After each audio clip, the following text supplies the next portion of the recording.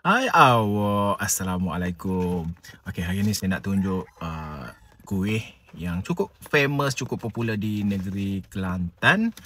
Yang saya memang selalu lupa nama dia. Saya ada yang panggil Sekayo, ada panggil apa lagi, Serikaya. Saya panggil Pulut Kaya. Kat bawah dia ada pulut, kat atas ni dia telur sebenarnya. Macam tu.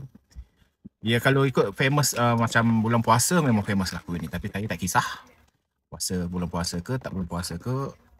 Kalau setiap kali saya balik kampung, memang saya akan belilah. Saya makan dulu lah. Bismillahirrahmanirrahim. Hmm.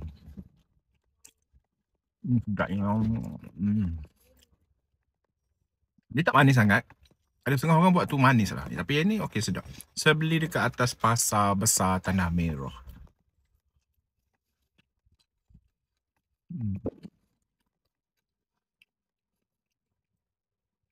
Lembut lah.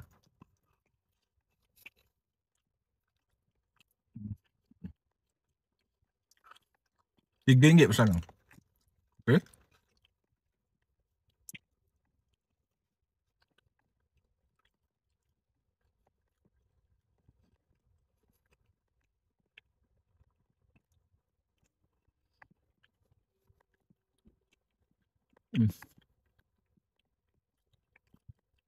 Sedap.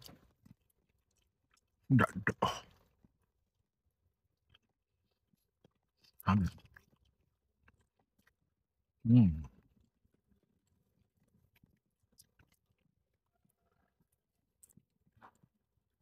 Habis dah Pulut Kaya. Nanti sekejap lagi saya buat kuih lain lagi. Kuih yang famous, popular di negeri Kelantan. Jangan lupa, friend, follow.